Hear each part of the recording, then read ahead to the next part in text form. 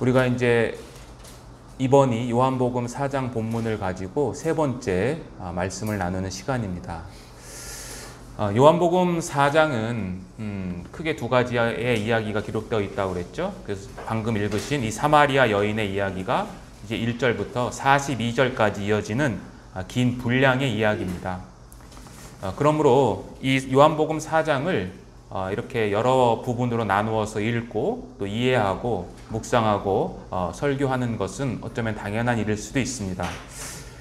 제가 좋아하는 그 신앙의 선배 중에 선배님이죠. 어떻게 보면 선배님이고 저의 멘토라고도 할 수 있는 그 영국에 있는 로이드 존스라는 목사님이 계시는데, 이 목사님은 1966년부터 68년 동안 이 요한복음 4장 본문을 가지고 56번에 걸쳐서 설교를 했습니다.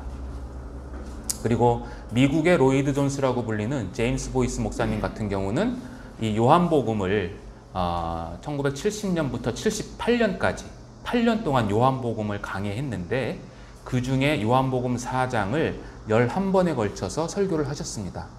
그만큼 이 본문에는 정말 그리스도인들이 꼭 알아야 하는 주옥 같은 진리들이 담겨져 있습니다. 그러나 이 본문에는 분명한 목적이 있습니다. 그 목적은 단 하나입니다. 그 목적이 뭐냐면 복음서, 요한복음서의 마지막에 있는 20장 31절에 나타나 있는 그 목적을 요한복음 4장에서도 말하고 있습니다. 요한복음 20장 31절에는 요한복음 전체의 목적이 기록되어 있는데 이렇게 기록되어 있습니다. 오직 이것을 기록함은 너희로 예수께서 하나님의 아들 그리스도이심을 믿게 하려 함이요. 이게 첫 번째입니다. 두 번째는 또 너희로 믿고 그 이름을 힘입어 생명을 얻게 하려 함이니라. 이 두 가지 목적이 오늘 요한복음 4장에도 그대로 나타나 있습니다.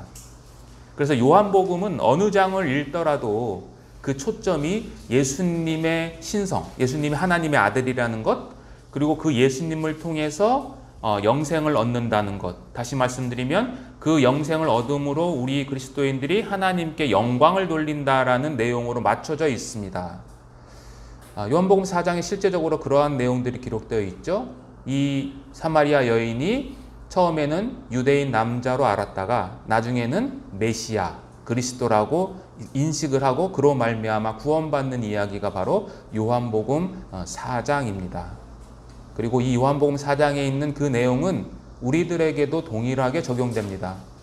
여러분들과 제가 이 요한복음 4장을 읽고 묵상하고 설교를 듣고 하는 것은 단순히 지식적인 것으로 끝나는 것이 아니라 이 말씀을 통해서 그분이 정말 하나님의 아들이시고 그분으로 말미암아 우리에게 영생이 있게 하려 함이라는 그 말씀이 이루어져야 합니다.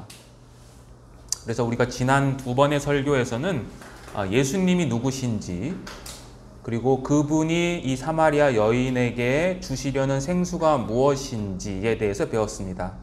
이 사마리아 여인은 오직 세상적인 것에서만 관심을 가졌죠. 그래서 죄를 깨닫게 하시는 주님의 책망이 있었습니다. 그렇죠? 은혜의 책망이라고 제가 말씀을 드렸습니다. 그리고 그 남편을 불러오라고 하는 그 주님의 명령에 이 사마리아 여인은 회피했죠. 회피성의 대답을 했습니다.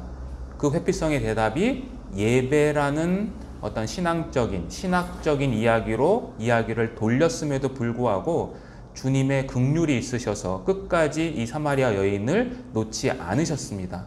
그리고 마지막으로 주님께서 내가 바로 너희가 기대하고 있던 메시아, 신명기에 기록된 내가 바로 그다 라고 하는 이 자기 계시를 통해서 그녀에게 영원히 목마르지 않는 하늘에 속한 신령한 복, 즉 하늘에 속한 생수를 값없이 얻게 되었다는 것을 우리가 살펴보았습니다.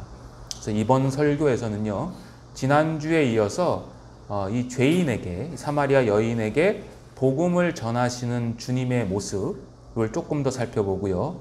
그리고 그 복음을 받아들인 사마리아 여인의 변화된 모습을 통해서 우리가 은혜를 좀 나누고자 합니다. 자, 첫 번째입니다. 죄인에게 복음을 전하는 주님의 모습. 첫 번째는요, 16절 본문에 있습니다. 이르시되 가서 내 남편을 불러오라. 네. 주님께서 복음을 전하는 첫 번째 모습은 바로 죄책을 드러내셨습니다. 조금 쉽게 말씀드리면 너가 죄인이다 라고 하는 것을 드러내셨죠. 이것은 주님의 전능하심 때문에 나타난 말씀이죠.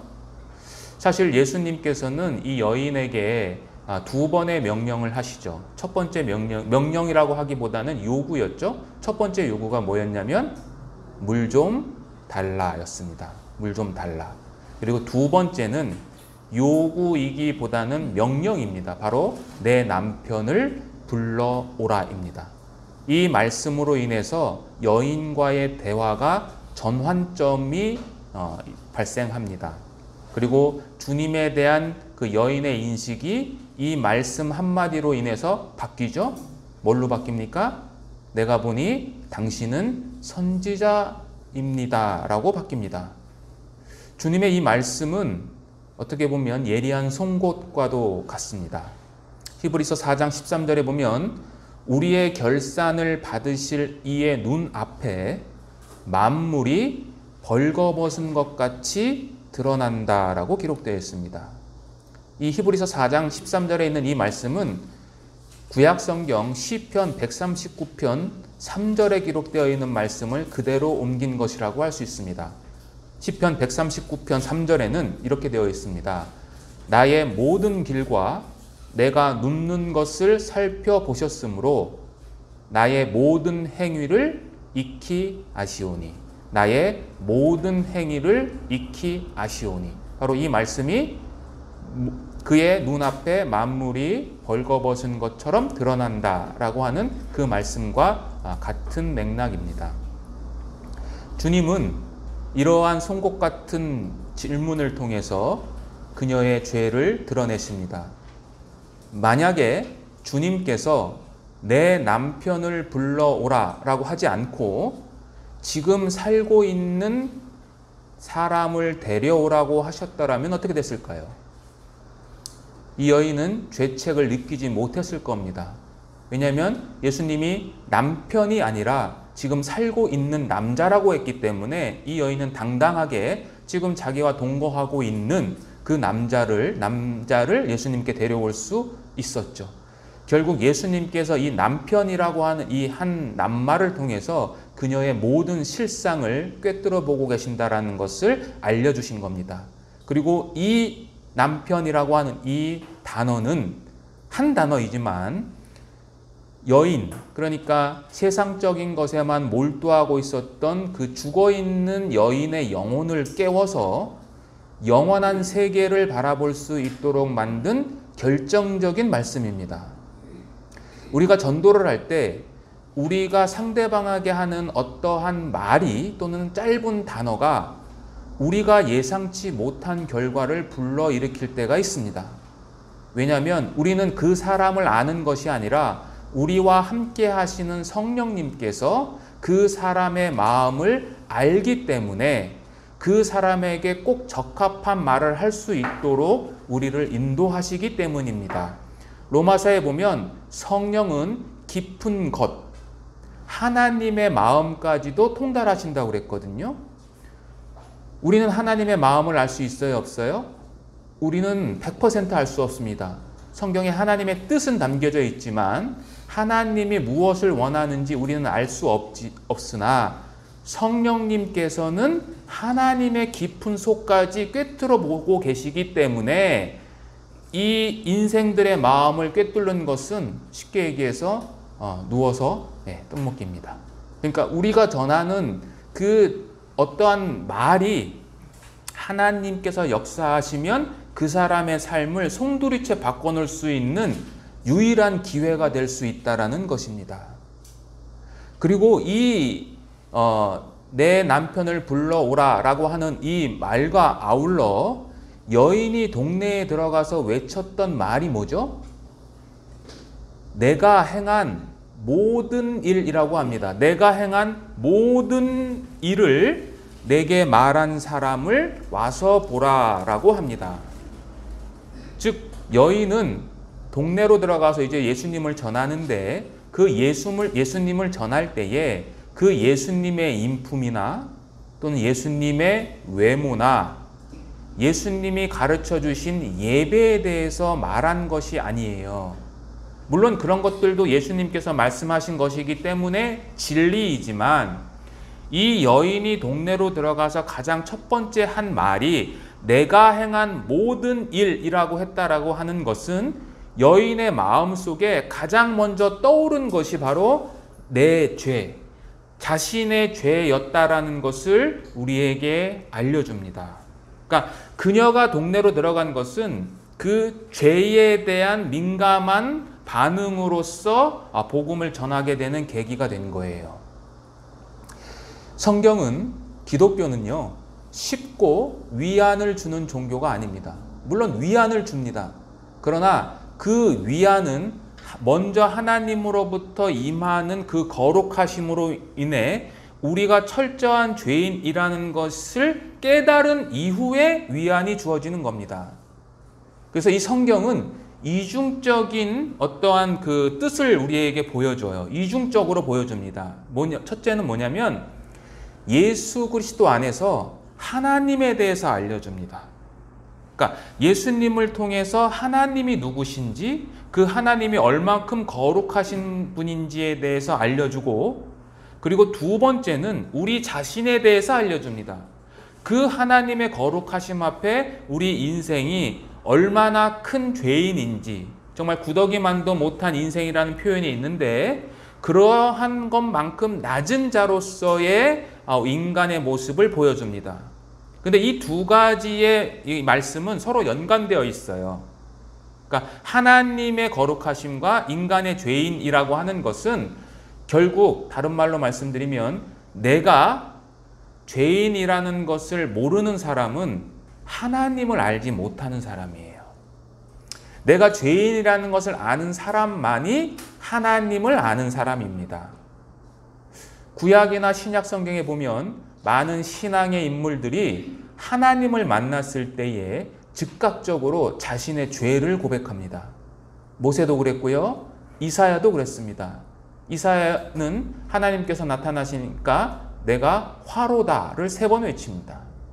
다윗도 그랬고 베드로도 주님이 나타나셨을 때 내가 죄인입니다 라고 고백을 합니다. 즉 기독교는 제일 처음에 하는 일이 무엇이냐면 인간의 부패성, 내가 얼마큼 큰 죄인인가에 대한 진상을 바라보도록 합니다. 그리고 그 목적은 뭐냐? 죄인이라는 것을 깨달는 것에서 끝나지 않고 결국 예수님이 필요하구나, 예수님이 우리에게 구원자가 되셔야 한다라는 확신을 줍니다. 그리고 결국은 그분이 십자가를 통해서 우리들을 위해 무엇을 하셨는지, 즉 우리의 죄를 위해서 어떻게 하셨는지를 준비시키기 위함입니다. 예수님이 이 땅에 오셨을 때에 뭐라고 그러셨냐면 건강한 자에게는 의원이 쓸데없고 병든 자에게라야 쓸데있다 라고 하시면서 다 아시죠? 그 다음에 나는 의인을 부르러 온 것이 아니요 죄인을 부르러 왔다 라고 했습니다. 즉 우리가 우리 영혼의 의사 되시는 주님께 가게 되는 것은 우리 죄의 본질과 그리고 우리 죄의 무게가 얼만큼 무거운지 인식할 때 우리는 예수님께 가게 됩니다. 그래서 로이드 존스 목사님은 회개죠. 참된 회개는 죄의 실제를 심각하게 깨닫는 것에서 시작한다 그랬어요. 죄의 실제를 심각하게, 그냥 심상히 깨달는 게 아니라 심각하게 느끼는 그 순간에서 시작됩니다. 요점은 회심은, 구원은 죄에 대한 자각에서 시작합니다. 사도행전에 보면 오순절날 이제 성령이 강림하십니다. 그때에 베드로가 다른 사도들과 일어서서 구약 성경에 능통한 유대인들에게 설교를 하죠. 요엘과 시편을 들어서 쭉 설교를 합니다. 그리고 나서 36절, 그러니까 사도행전 2장 36절과 37절에 보면 베드로는 두 가지를 지적합니다. 첫째는 너희가 불과 얼마 전에 예수라는 그리스도를 죽였다. 십자가에 못 박았다. 그러니까 너희들이 죄가 있다라고 말씀을 하고, 두 번째는 그 죽으신 예수가 누구냐? 바로 하나님이시다라고 이야기를 해요. 그러니까 십자가에 죽인 죄에 대한 책임을 묻고, 그리고 주대심을 선포합니다. 그 결론을 듣고 나서 유대인들이 어떠한 반응을 일으키죠? 한번 찾아볼까요? 사도행전 2장입니다.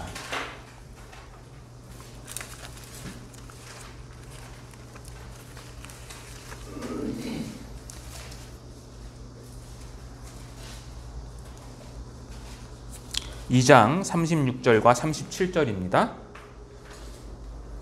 그런즉 이스라엘 온 집은 확실히 알지니 너희가 십자가에 못 박은 이 예수를 하나님이 주와 그리스도가 되게 하셨느니라 하니라. 37절은 같이 읽겠습니다.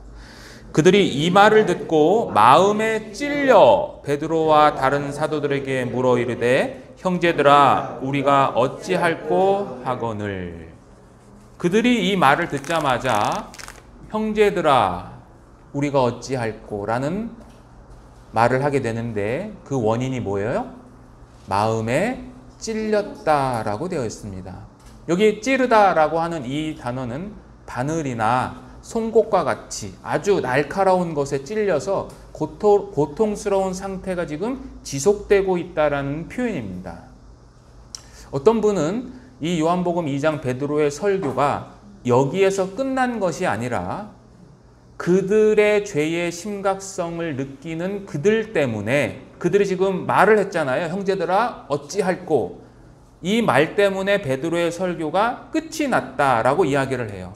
다른 말로 말씀드리면 자신들의 죄로 인해서 베드로의 설교를 지금 스탑시킨 거예요. 중지시킨 거죠. 그러니까 그만큼 이 베드로의 설교는 강력한 역사였습니다. 베드로가 뛰어난 건가요? 아니요. 성령께서 함께 하셨기 때문입니다.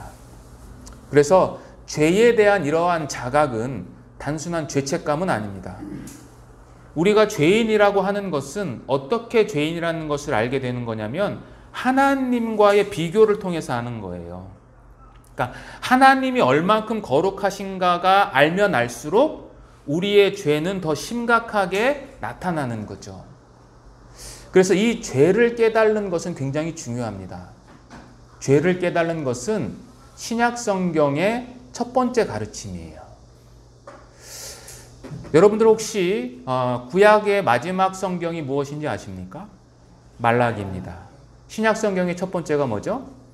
마태복음으로 시작하죠. 예, 마태복음. 그러나 기록상으로는 마가복음이 가장 먼저 기록됩니다. 기록되는데 말라기와 이 마태, 마가, 그러니까 신약과 이 구약 마지막과 신약 첫 번째 사이에는 400년이라는 시간적인 간극이 있습니다. 즉 하나님은 말라기라는 선지자를 보낸 이후 400년 동안 이스라엘에게 선지자를 보내지 않으셨어요. 그리고 400년 만에 선지자가 등장하는데 그 선지자가 바로 세례 요한이었습니다. 이 세례 요한은 낙타 털옷을 입고 메뚜기와 석청을 먹으면서 광야에서 있었습니다. 굉장히 이상한 모습이에요. 근데 이 세례 요한이 첫 번째 외친 게 무슨 말씀이냐면 마가복음 1장 4절에 기록되어 있는데 세례 요한의 첫 번째 외침이 뭐냐?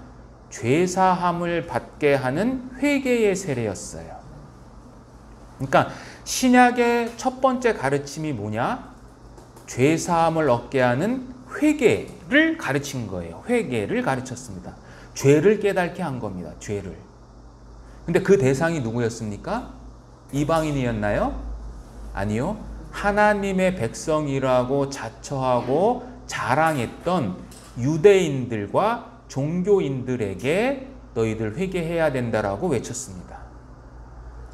세례 요한 이후 두 번째 등장한 전파자는 바로 예수님입니다. 예수님의 메시지도 세례 요한의 메시지와 완전히 똑같습니다. 마가복음 1장 15절에 보면 때가 찼고 하나님의 나라가 가까이 왔으니 회개하고 복음을 믿으라 라고 했습니다. 예수님의 첫 번째 가르침도 회개하라였습니다. 세 번째 전파자들은 사도들입니다. 사도들. 지금 혹시 사도행전 본문이 펴져 있으면 2장 38절을 한번 보시겠습니다. 2장 38절.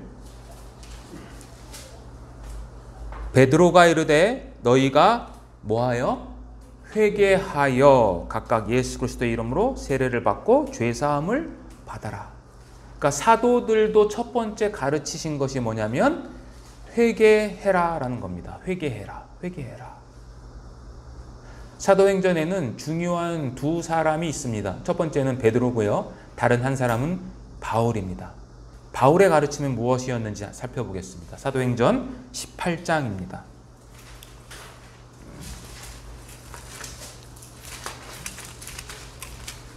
30절입니다.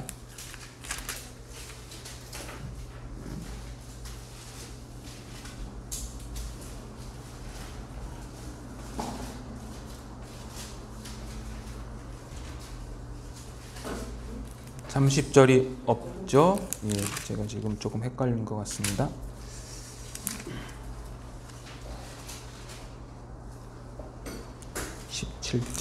예, 17장입니다. 17장. 죄송합니다. 17장 30절. 제가 읽겠습니다.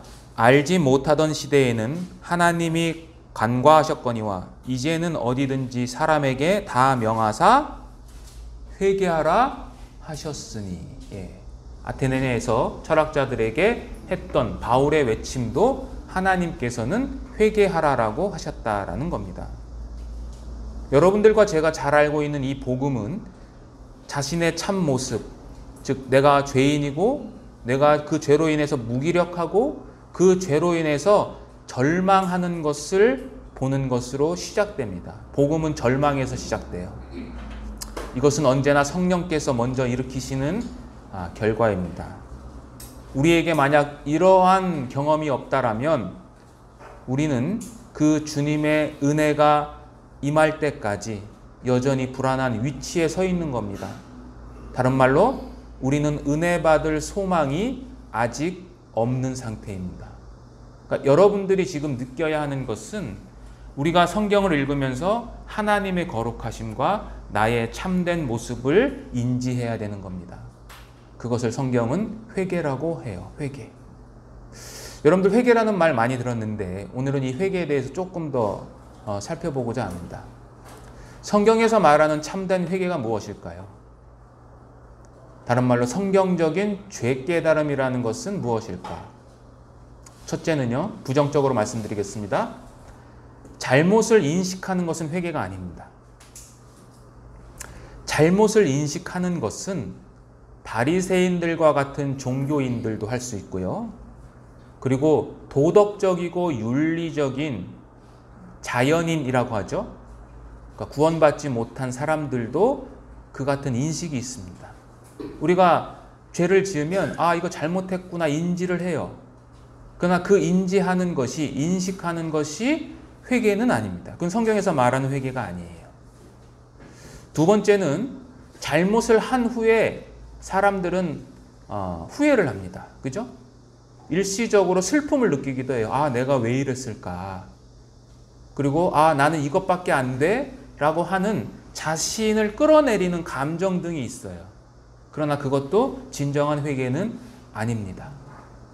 그러면 성경에서 말하는 참된 회개란 무엇이냐?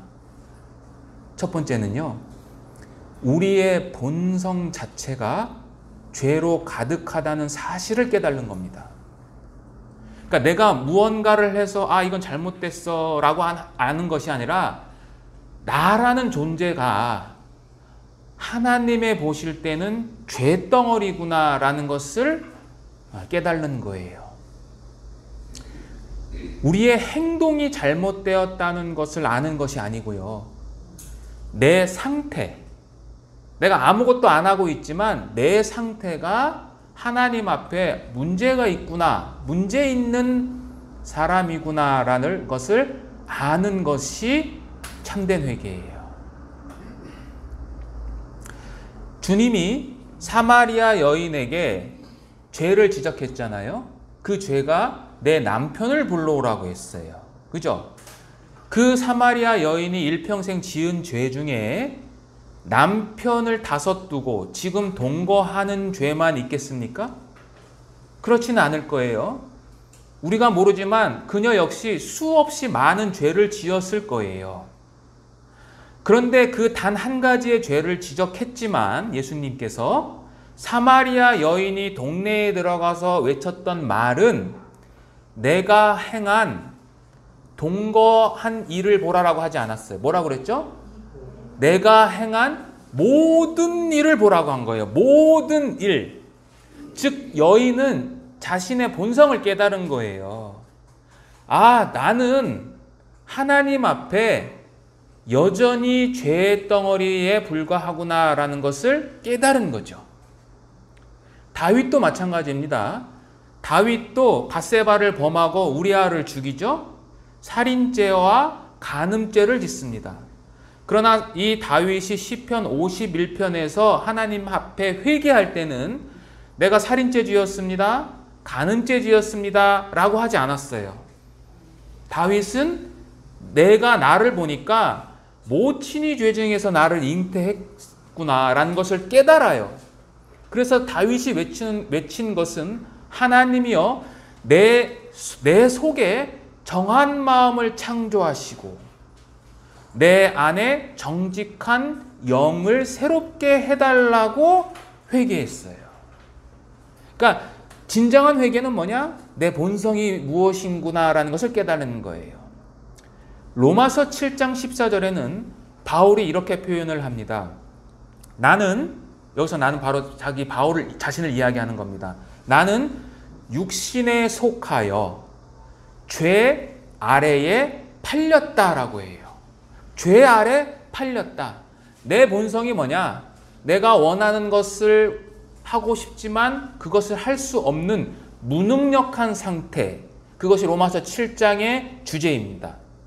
즉, 이 사마리아 여인, 다윗, 바울은 어느 한 가지의 죄를 깨달은 것으로 회개한 것이 아니라 내 본성이 하나님 앞에 철저한 죄인이구나라는 것을 깨달은 거예요. 그게 진짜 회개입니다. 그게 첫 번째. 두 번째 참된 회개는 뭐냐면 이 내가 죄의 본성인데 이 죄의 본성을 가지고 짓는 많은 죄들이 하나님에 대해서 죄를 지었다라는 것을 아는 거예요. 참된 회개는 내가 하나님께 범죄했고 그분의 거룩한 법을 어겼다는 것을 걱정합니다. 여러분들 탕자 아시죠? 탕자가 자기 아버지가 돌아가시기 전에 이제 재산을 다 받아서 이제 외국 땅에 가서 허랑방탕하게 쓰다가 이제 다시 회개하고 돌아옵니다. 그죠? 그 돌아올 때 했던 고백이 있습니다. 우리 한번 찾아볼까요? 누가복음 15장입니다.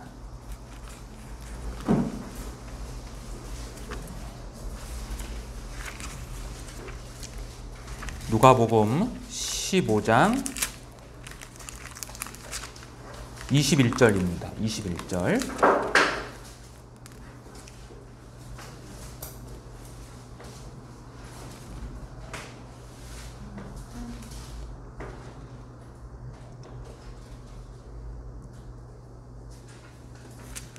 한번 읽어볼까요? 아들이 이르되 아버지 내가 하늘과 아버지께 죄를 지었사오니 지금부터는 아버지의 아들이라 일컬음을 감당하지 못하겠나이다. 자, 탕자가 했던 회개의 말 속에 첫 번째가 누구한테 죄를 지었다고 이야기합니까? 하늘과 아버지께 죄를 지었습니다 라는 거죠. 그러니까 탕자가 깨달은 것은 뭐냐? 내가 아버지가 돌아가시기 전에 아버지의 유산을 받아서 허랑방탕하게 지은 그 죄가 있지만 그 죄는 아버지께 지은 죄인 동시에 결국은 하나님께 지은 죄입니다 라고 고백을 하는 거예요. 이게 두 번째의 회개의 특징입니다. 내가 하나님께 범죄했구나. 따라서 세 번째 참된 회개의 결론은 어디로 가냐면 자비와 용서를 얻기 위해서 하나님의 아들이신, 하나님의 본체이신 예수님을 필요로 하는 것이 세 번째 참된 회개의 특징입니다. 하나님과 인간 사이의 유일한 중보자 예수님께 가는 것이 바로 참된 회개의 마지막입니다. 말씀을 다시 요지를 드리자면 내 행동에, 그러니까 내가 지은 어떠한 죄에 대해서 깊은 후회와 자책감을 느끼는 것은 참된 회개가 아니고, 내가 본성이 죄인이고 내가 지은 죄가 하나님 앞에 있다라는 것, 그리고 그 죄로 인해서 하나님과의 관계가 깨어졌기 때문에 그 관계를 회복하기 위해서 중보자를 필요로 하는 것, 그것이 참된 회개입니다. 자, 다시 본문으로 돌아가셔서 예수님은 사마리아 여인에게 복음을 전하시기 전에 먼저 죄를 깨닫게 하셨습니다. 자, 두 번째는 요한복음 4장 18절입니다. 18절 제가 다시 한번 읽겠습니다. 너에게 남편 5이 있었고 지금 있는 자도 내 남편이 아니니 내 말이 참되도다. 예수님께서 두 번째 복음을 전하는 방식은 이 사마리아 여인의 결핍을 드러내신 겁니다. 결핍. 남편 5이라고 이야기를 하죠. 이 당시의 남편, 물론 지금도 마찬가지이긴 하지만 이 고대 근동사회에서 남편이라는 의미는 우리가 생각하는 것하고는 조금 더 다른 깊은 의미를 담고 있습니다. 이 당시의 남편은 첫 번째 공급자입니다. 남편이 없으면 생계를 걱정해야 돼. 먹고 살 수가 없어요. 지금처럼 여자들이 나가서 일을 할 수 있는 시대가 아닙니다. 그래서 남편이 없는 과부들은 대부분이 몸을 파는 일을 했습니다. 그래서 고아와 과부들을 돌보라는 말이 바로 그러한 이유 때문입니다. 공급자입니다. 그리고 남편은 보호자예요. 그리고 남편은 위로자고 남편은 인도자라는 의미입니다. 한마디로 말씀드려서 남편이라는 존재는 뭐냐? 여인에게 있어서 안식과 평강을 주는 자입니다. 진정한 남편은 하나님이신데 이 여인은 5 남편을 두었죠. 세상적인 관계를 통해서 이 여인은 사랑과 행복과 안식을 찾으려고 노력한 거예요. 그런데 5 남편을 두었다라는 것은 그 노력이 다 실패로 돌아갔다는 거죠. 지금도 재혼 또는 재혼 다음에 제가 뭐라고 표현하는지는 모르지만 3번 결혼을 하면 쉽지 않죠. 그죠? 재혼은 물론 많아졌긴 했지만 3번 결혼하는 것은 쉽지 않아요. 5번 결혼한 사람도 제가 많이 본 적은 없습니다. 제가 아는 사람은 몇몇 있습니다. 유명한 개그맨도 있고요. 그러나 이 당시에 남편 5을 두었다는 것은 정말로 뉴스에 나올 법한 이야기죠. 예, 그 당시에는요. 그러니까 이 여자는 이러한 모든 시도가 결국은 실패로 돌아갔다는 것은 그녀가 했던 모든 인간적인 방법이 허망하구나라는 것을 예수님이 알려주신 거예요. 그리고 지금 있는 자도 뭐라고 그래요? 남편이 아니다라고 하죠. 지금 관계도 정상적인 것이 아니기 때문에 결국 너는 참된 만족을 얻지 못할 것이다 라고 예수님이 이야기하시는 거예요. 그러니까 지금 있는 이 남편도 대체했는데 불완전한 대체품인 거예요. 다른 말로 해서 세상의 힘에 의해 주어지는 만족, 물질, 명예, 쾌락 등은 일시적일 뿐입니다. 영혼의 본질적인 목마름은 해소할 수 없어요. 그래서 예수님이 이 물을 마시는 자마다 다시 목마른다라고 했어요.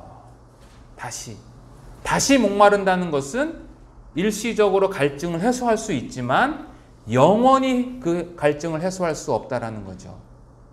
그래서 남편을 불러오라. 그리고 5 남편이 있었고 지금 너와 함께 있는 사람도 내 남편이 아니다 라는 이 주님의 말씀에는 이러한 속뜻이 담겨 있어요. 네가 지금까지 사람들의 따가운 시선과 외면을 무릅쓰고 5명의 남편을 두었던 모든 그 노력을 통해서, 수고를 통해서 너 진짜 참된 안식과 평강을 얻었느냐라고 여쭤보시는 거예요. 세상은요, 그 자신을 우리에게 통째로 주더라도 우리를 만족시킬 수가 없습니다. 세상은 우리를 만족시킬 수가 없어요. 왜 그럴까요? 그것은 여러분들과 저의 신분 때문이에요. 우리의 신분, 내 신분. 구원받은 자이든 구원을 받지 않은 자이든 모든 사람은 하나님의 모양과 하나님의 형상대로 지음받은 피조물이에요. 하나님의 형상이 우리 안에 담겨져 있어요.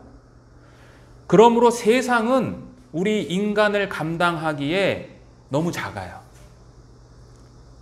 다른 말로 사람은 세상이 감당하기에 너무 커요. 감당할 수 없어요. 범죄하기 전에 아담은 세상을 어떻게 했어요? 다스렸잖아요. 다스렸어요.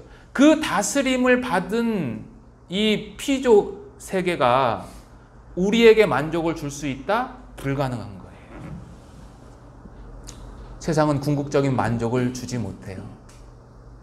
우리가 필요로 하는 것은 세상의 범위와 권한과 능력을 초월해요. 따라서 우리에게는 하나님과의 관계 속에서만 만족을 느낄 수가 있는 거예요. 우리는 본성적으로, 본능적으로 하나님을 갈망하는 마음이 있어요. 그분과의 관계, 그분과의 교제가 회복될 때에만 우리에게 진정한 만족이 있어요. 어거스틴이라는 이 신학자는 이렇게 이야기를 했습니다. 예수님께서 당신을 위해 우리를 지으셨으므로 우리의 마음은 당신 안에서 안식을 찾을 때까지 안식하지 못합니다. 우리가 주님 안에서 안식을 찾을 때에만 비로소 진정한 안식을 얻게 되는 것입니다. 예수님이 이 여인을 전도했던 2번째 방식은 결핍을 드러내는 거예요. 우리도 사람들에게 전도를 할 때 이러한 방법을 해야 됩니다.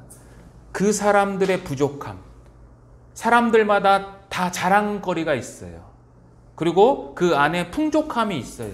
그 풍족함을 드러내는, 풍족함이 진짜 풍족이 아니다라는 그것을 드러내는 말을 할 때 또는 행동을 할 때 그 사람을 진정한 풍요로움 속으로 인도할 수 있게 되는 것입니다. 자, 3번째, 주님이 그 여인을 전도했던 방법은 지난주에 이어서 자기 계시입니다. 조금 더 우리 다른 내용을 좀 살펴보려고 합니다. 자, 26절 한번 보시겠습니다. 요한복음 4장 26절, 자기 계시죠. 예수께서 이르시되 내게 말하는 내가 그라 하시니라. 제가 지난주에 바로 이 말씀 때문에 이 여인이 구원을 받고 동네로 들어갔다라고 했습니다. 내가 그다, 에고 에이미. 이 헬라어는 요한복음에 총 24번 사용됩니다. 그 중에 7번은 주님을 묘사하는 명사와 함께 사용됩니다. 그것이 우리가 잘 알고 있는 나는 생명의 떡이다, 나는 세상의 빛이다, 나는 문이다, 나는 선한 목자다, 나는 부활과 생명이다, 나는 길이고 진리고 생명이고 나는 참 포도나무다. 이렇게 7번 이야기하십니다. 굉장히 중요한 말씀이에요. 26절과 27절 사이에는 어떻게 보면 공백이 있어요. 무슨 말이냐면 26절에는 이제 내가 알기로는 그리스도라는 자가 오실 것이고 그가 오시면 모든 것을 알려주십니다 라고 이야기를 했고, 예수님은 그가 바로 나다 라고 이야기를 했어요. 어떻게 보면 이 26절과 27절 사이에는 이 여인이 구원받을 만한 말씀이 들어있지가 않잖아요. 그렇다면 이 여인이 어떻게 회심을 하게 된 것이냐, 이것은 요한복음에서 찾아내야 됩니다. 이 여인이 회심하게 된, 구원을 받게 된 이유는 하나님의 이름에 있습니다. 하나님의 이름. 여기 내가 그다 라고 하는 것이 출애굽기 3장 14절에서 모세가 하나님에게 당신의 이름이 무엇입니까? 라고 여쭤봤을 때 하나님이 자신을 나타내신, 자신의 이름은 아니지만 자신을 나타내신 말이에요. 나는 스스로 있는 자다. 이게 바로 내가 그다라는 그 말이거든요. 즉, 이 여인은 예수님의 이름을 들은 거예요. 하나님의 이름을 들은 거예요. 내가 그다라는 것이. 고대 근동에서는요, 신의 이름은 단순한 호칭이 아닙니다. 신의 이름은 그 신의 성품, 속성, 능력, 권위를 상징합니다. 이러한 내용들이 요한복음에도 가득 담겨 있습니다. 몇 군데 좀 찾아보겠습니다. 우선 8장입니다. 요한복음 8장 24절입니다. 8장 24절. 그러므로 내가 너희에게 말하기를 너희가 너희 죄 가운데에서 죽으리라 하였노라. 너희가 만일 내가 그인 줄 믿지 아니하면, 여기서 그인 줄이 바로 에고 에이미, 나다라는 뜻이에요. 그인 줄 믿지 아니하면 너희 죄 가운데에서 죽는다라고 하죠. 주님의 이름을, 하나님의 이름을 말하면서 주님이 하나님인 줄 인식하지 못하면 죄 가운데 죽는다는 것은 뭐예요? 구원받을 수 없다라는 거잖아요. 그렇죠? 하나님의 이름과 구원, 생명이 연결되어 있습니다. 28절도 보겠습니다. 28절. 이에 예수께서 이르시되 너희가 인자를 둔 후에 내가 그인 줄 알고, 여기도 똑같은 말입니다. 내가 그인 줄 알고. 그리고 30절 한번 보세요. 30절. 이 말씀을 하심에 많은 사람이 어떻게 했어요? 믿더라. 예, 하나님의 이름과 사람들의 믿음이 결부돼서 나와요. 그러니까 이 하나님의 이름이 결국 이 사람들을 믿음으로 이끌게 된 능력으로서 역사하셨다라는 것을 보여줍니다. 또 18장 가시겠습니다. 18장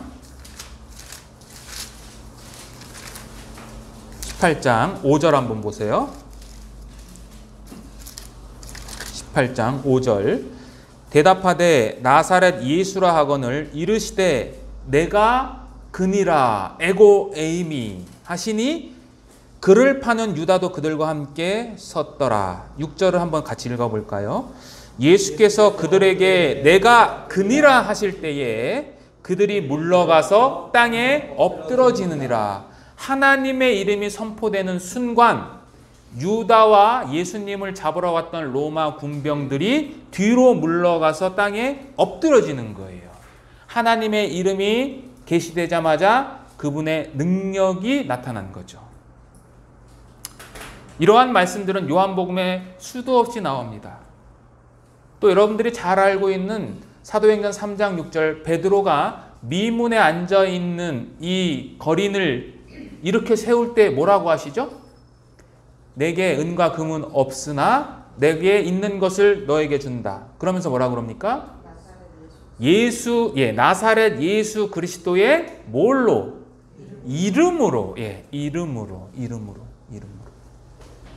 그러니까 예수님의 이름이라고 하는 것은 하나님의 능력을 상징하는 거예요. 즉, 이 여인이 구원을 받게 된 것은 뭐냐? 내가 그다라고 할 때 그는 이분이 바로 그 하나님이시구나 라는 것을 깨닫게 되고 그 하나님의 능력으로 말미암아 예수님을 믿게 된 거죠.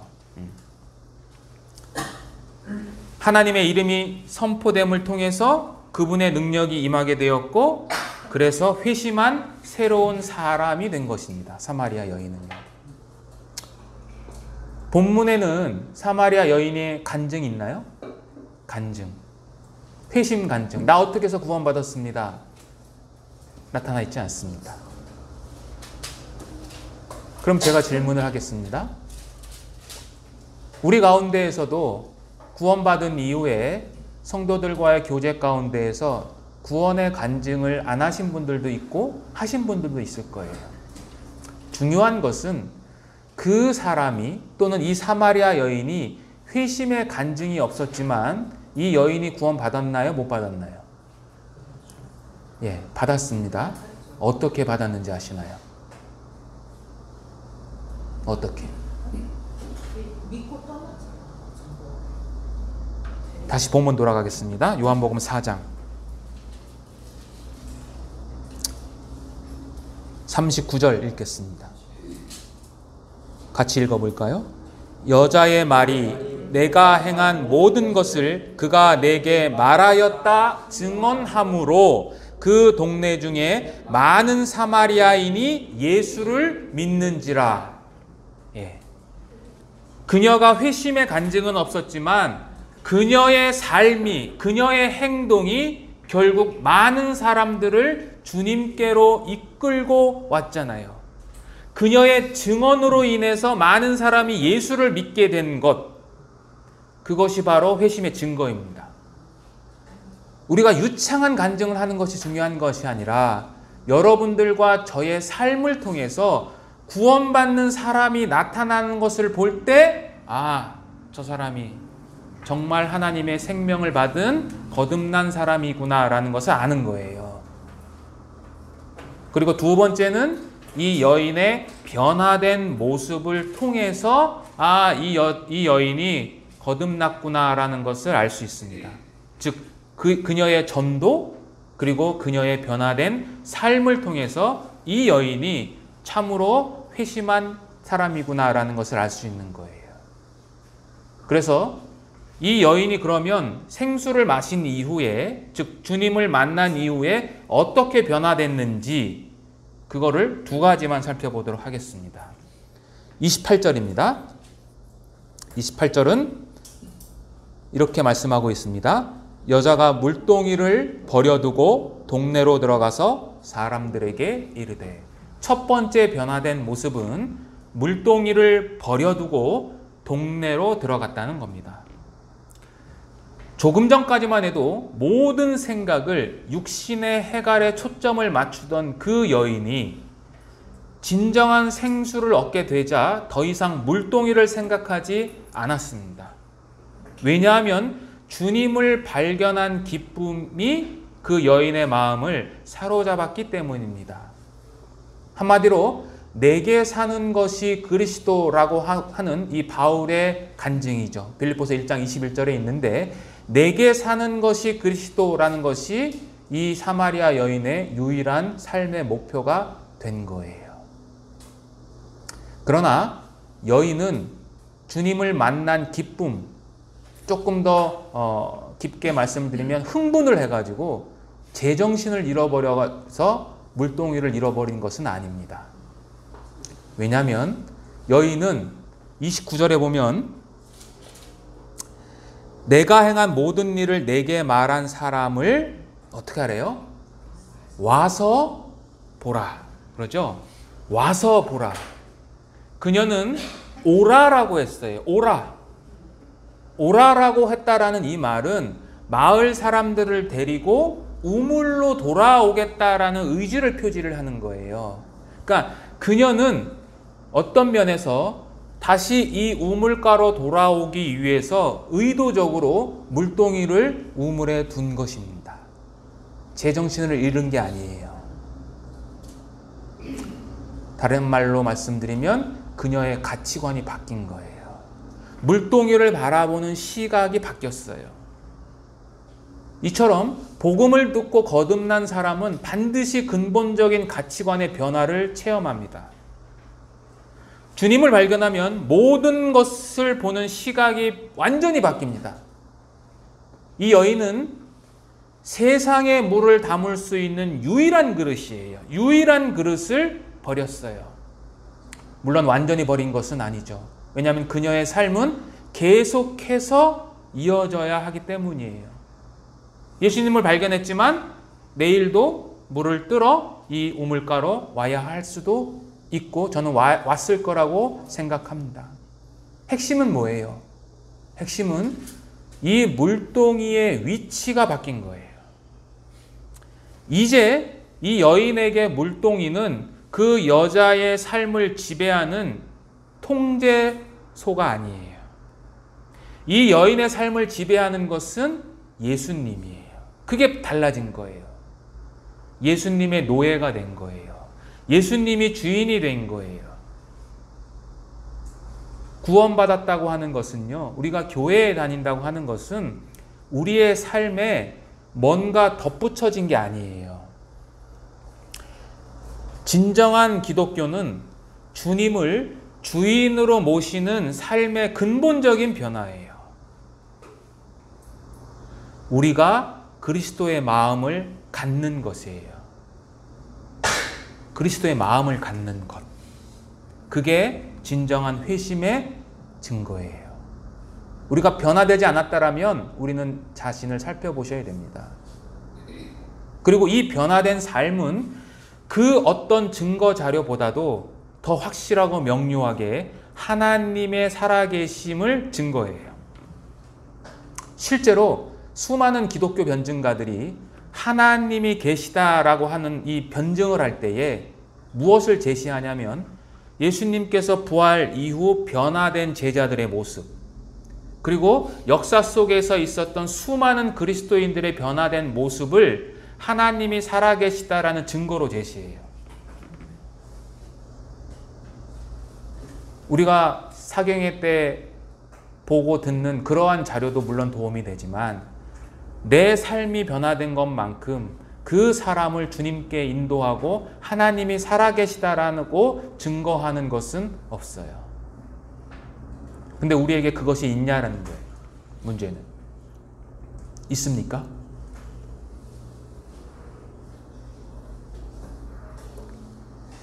자, 여인이 변화된 두 번째 모습은 부끄러움과 멸시를 이겨내고 예수님을 전했다라는 것입니다. 나의 행한 모든 일이라고 했습니다. 나의 행한 모든 일. 사람들의 따가운 시선을 피해 대낮에 홀로 물을 길러오게 만든 수치스럽고 죄악된 자신의 삶을 스스로 드러내는 말입니다. 내가 행한 모든 일. 내가 행한 모든 일. 그러나 그녀는 그 모든 것을 개의치 않고 동네에 들어가서 복음을 전했습니다. 내가 행한 모든 일을 보라. 여인의 전도 구호 중 하나입니다. 첫 번째는 내가 행한 모든 일, 두 번째는 와서 보라, 그리고 이가 메시아가 아니냐. 무가치한 삶을 통해서 복음을 전하게 하십니다. 여인의 삶이 어때요? 무가치하잖아요. 하나님이 볼 때도 세상 사람들이 볼 때도 무가치한 삶이에요. 멸시받을 만한 삶이에요. 그런데 그 삶을 통해서 하나님은 복음을 전하세요.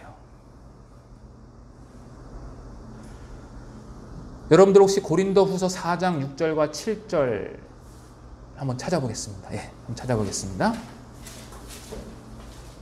신약성경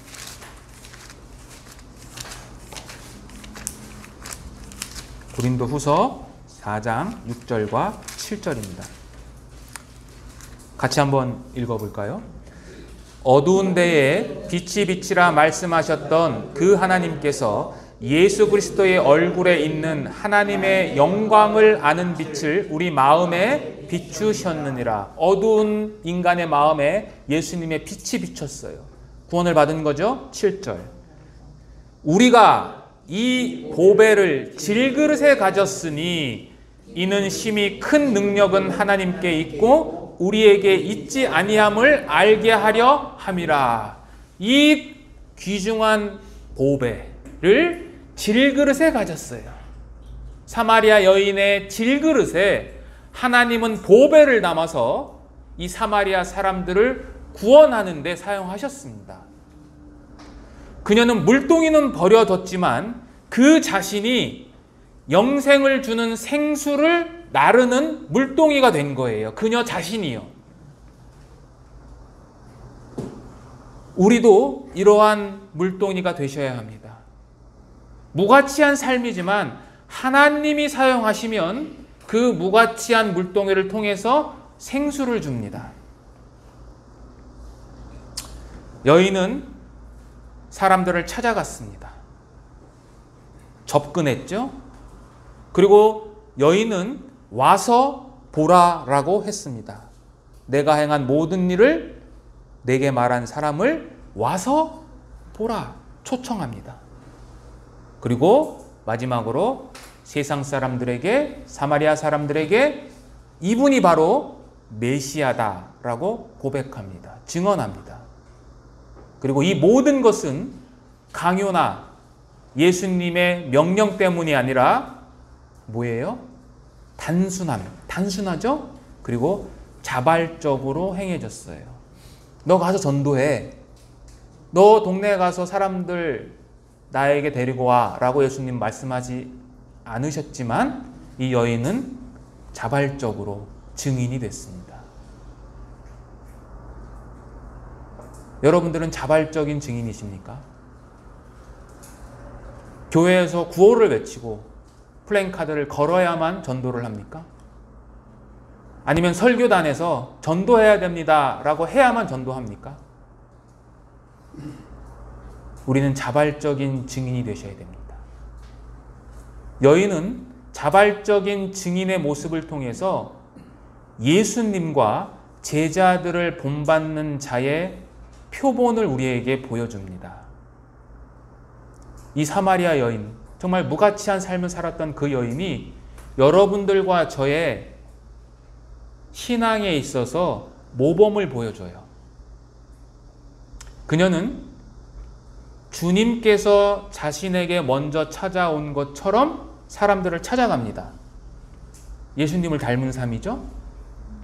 그리고 와서 보라라는 이 말은 누가 한 말일까요? 와서 보라. 요한복음 1장 39절 한번 보겠습니다. 요한복음 1장 39절. 39절. 예수께서 이르시되 와서 보라. 그러므로 그들이 가서 계신 데를 보고. 누가 한 말이에요? 와서 보라. 예수님이 한 말이에요. 또 1장 46절 보겠습니다. 나다나엘이 이르되 나사렛에서 무슨 선한 것이 날 수 있느냐? 빌립이 이르되 와서 보라. 와서 보라라고 하는 이 말은 예수님께서 직접, 그리고 예수님의 제자였던 빌립이 또 다른 제자 나다나엘을 전도할 때 썼던 구호입니다. 와서 보라. 그리고 이 여인은 메시아를 만났다라고 하잖아요. 이는 그가 메시아가 아니냐라고 하는 것은 이분이 바로 메시아다라고 하는 이 말은 역시 제자들이 했던 그 말입니다. 45절 보겠습니다. 1장 45절. 빌립이 나다나엘을 찾아 이르되 모세가 율법에 기록하였고 여러 선지자가 기록한 그 일을 우리가 만났으니 요셉의 아들 나사렛 예수라. 이게 그 말이에요. 모세가 기록한 그 선지자를 내가 만났다라고 이야기를 합니다. 그러니까 이 여인은 먼저 찾아갔고 주님과 제자들처럼 와서 보라고 했고, 그리고 제자들처럼 메시아를 증언했어요. 하나님은 비천한 이 사마리아 여인을 예수님과 그분의 제자들과 동등한 위치에 올려놓으신 거예요. 그리고 이 여인이 사마리아 사람을 전도했는데 실제로는 이 사마리아 마을 전체를 주님께 인도했습니다. 대단한 거죠. 와서 보라. 오라라고 했습니다. 오라. 이 오라라는 이 말은 여러분들 요한복음 4장을 이렇게 순서를 매기면서 보시면 여자가 했던 말 중에 7번째 말입니다. 7번째. 완전수예요. 이 오라라고 하는 이 말은 기독교 복음의 정말 위대한 단어입니다. 오라. 여러분들도 전도할 때 그렇게 하시지 않나요? 사경에 한번 와봐. 와봐. 근데 와봐라고 하는 이 말이 역사적으로 또 전통으로 신학적으로 굉장히 중요한 말이에요. 하나님은 사람들을 부를 때 오라라고 하세요. 오라. 사도행전 한번 볼까요? 사도행전 7장입니다. 사도행전 7장.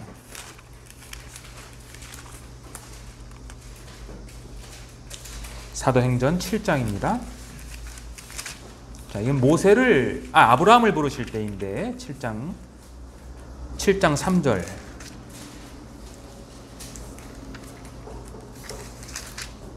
제가 읽겠습니다. 이르시되 내 고향과 친척을 떠나 내가 내게 보일 땅으로 가라 하시니. 창세기 12장에 있는 그 말씀이죠. 아브라함을 부를 때 했던 말씀인데 우리 성경에 내가 내게 보일 땅으로 가라라고 되어 있잖아요. 가라. 근데 원문 성경에는 오라입니다. 오라. 34절 보겠습니다. 7장 34절. 34절. 모세를 부를 때입니다. 내 백성이 애굽에서 괴로움을 받음을 내가 확실히 보고 그 탄식하는 소리를 듣고 그들을 구원하려고 내려왔노니 이제 내가 너를 애굽으로 보낸다라고 이렇게 하시면서 34절에 내가 너를 애굽으로 보낸다라고 그러잖아요. 그 앞구절에 우리 성경에는 없지만 원문에는 모세에게 오라라고 초청하세요. 오라. 오라, 내가 너를 애굽으로 보낸다라고 하세요. 이사야 선지자에게도 하나님께서는 오라, 우리가 서로 변론하자. 너희 죄가 주홍 같을지라도 눈과 같이 휘어질 것이다 라고 하면서 오라를 외치십니다. 부활한 이후에 제자들과 많은 사람들이 예수님의 부활을 믿지 못할 때 천사들이 나타나셔서 증언할 때도 오라라고 하십니다. 마태복음 28장 한번 볼까요? 마태복음 28장.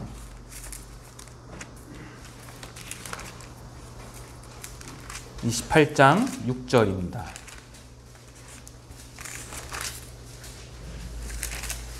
28장 6절. 그가 여기 계시지 않고 그가 말씀하시던 대로 살아나셨느니라.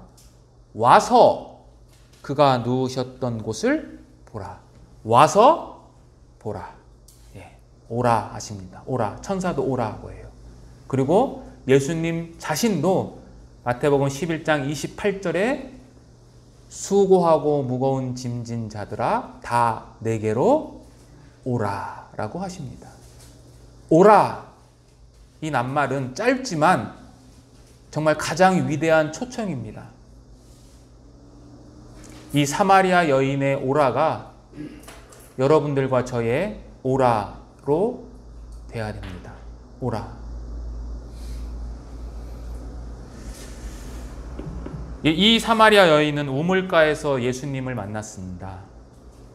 구약에서는 우물가는 주로 남편이 아내를 만나는 장소입니다.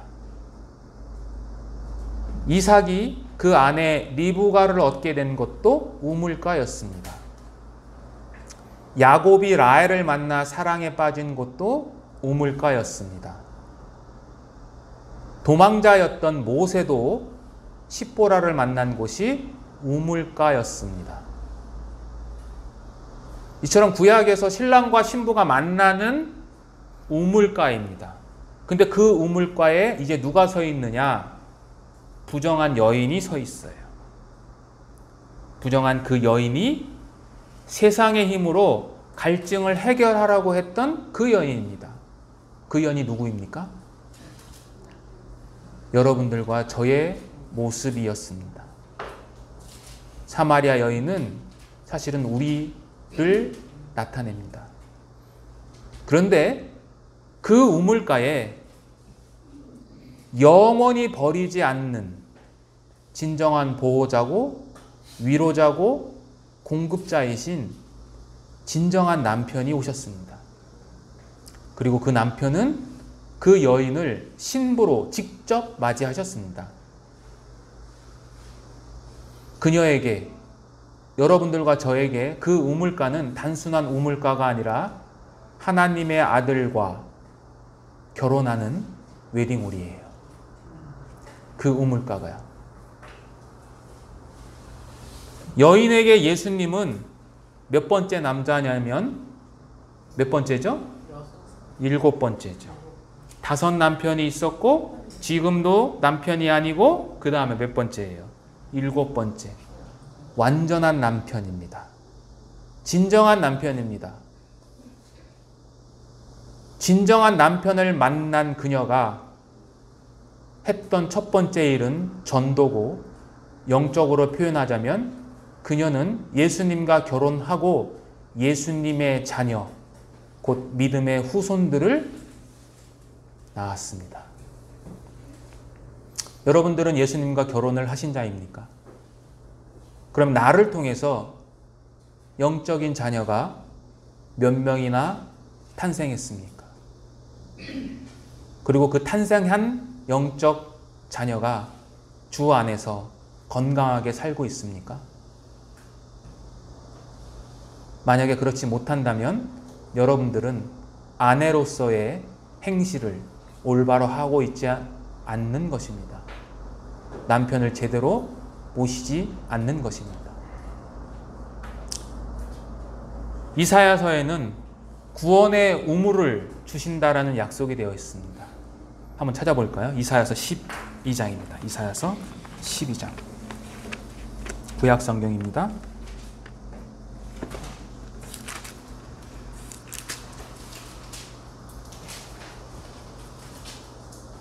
2절부터 5절입니다. 5절.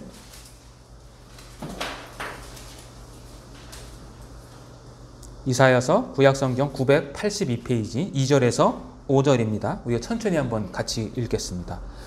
보라, 하나님은 나의 구원이시라.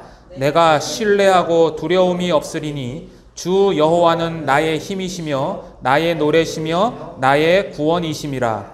그러므로 너희가 기쁨으로 구원의 우물들에서 물을 기르리로다. 예, 이스라엘 백성들에게 구원의 우물에서 물을 길게 될 것이다 라고 약속하셨어요.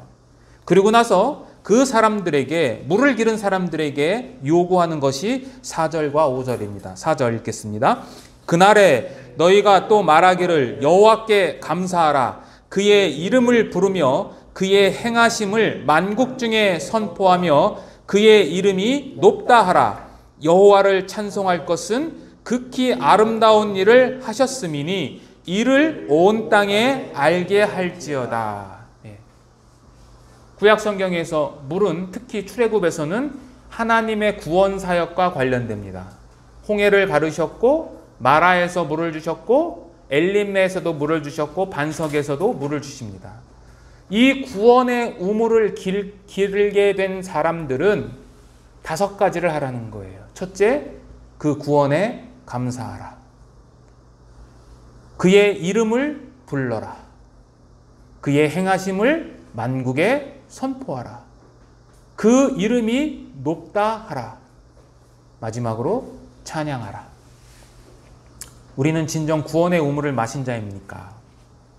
그렇다면 우리는 이사야 선지자의 권면에 따라서 주님을 감사하고 그분의 이름을 부르고 그분의 행하심을 선포하고 그분의 이름이 높다고 외쳐야 하며 그분의 행하신 아름다운 일에 대해서 찬양해야 합니다.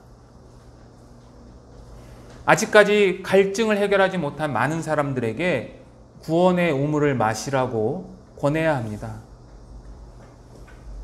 어떻게 해요? 대충? 아니요. 사람들은 진지하지 않는 요구와 졸리운 요청에 그들이 사랑하고 애지중지하는 쾌락을 버리지 않는다라고 어떤 신앙의 선배가 이야기를 했습니다. 우리는 강력하게 이 생수를 전해야 합니다. 사마리아 여인은 예수님과 대화를 나누고 싶지도 않았습니다. 다른 말로 해서 그녀는 구원받고 싶지 않았어요. 그런데도 그녀는 구원을 받았고 마을로 내려가 사람들을 초청했고 결국 예수님을 증거했습니다. 우리는 복음을 듣기 원하는 사람뿐만 아니라 복음을 거부하고 무관심하는 자들에게도 이 복음을, 생수를 날라야 합니다.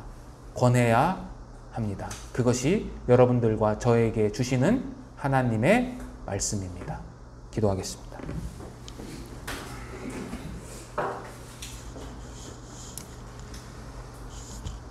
하나님 아버지 감사합니다. 오늘 우리가 사마리아 여인의 이 변화된 모습을 통해서 또 주님께서 복음을 전하는 모습을 통해서 우리가 어떻게 구원을 받고 또 구원받은 사람으로서 어떠한 삶을 살아야 하는지에 대해서 살펴보았습니다. 정말 무가치한 삶을 살았던 그 여인이었지만 주님께서는 그를 사용하셔서 사마리아 동네 전체를 구원받게 하는 놀라운 은혜의 역사를 행하셨습니다. 정말 우리들에게도 이 은혜가 풍성한 충만히 임하길 원합니다. 질그릇을 보배에 가졌다고 우리는 말하지만 진작 그 보배를 전하기 위해서 우리는 늘 우리의 연약함과 나약함과 전하지 못하는 핑곗거리만 찾습니다. 하나님, 우리의 죄를 용서하시고 정말 우리가 다시 그 하나님의 말씀에 따라서 살기를 원합니다. 그 모든 것들이 이 여인처럼 자발적인 순종에 의해서 행해지기를 원합니다. 배역한 자식들아 돌아오라, 나는 너희의 남편이라고 말씀하신 그 하나님께서 정말 우리들에게도 진정한 남편이 되시고 아직 우리 주변에 하나님을 남편으로 모시지 못한 많은 사람들에게도 정말 영적인, 정말 충만한 진정한 남편이 될 수 있도록 우리들을 사용해 주시고 그들에게도 은혜를 베풀어 주시기를 원합니다. 우리의 모든 삶이 오직 하나님의 은혜에 있음을 깨닫게 하시고 우리의 남은 생애 동안 하나님을 위해 살 수 있도록 도와주시옵소서. 이 모든 말씀 거룩하신 우리의 참된 남편 되신 예수님의 이름으로 기도드렸습니다. 아멘.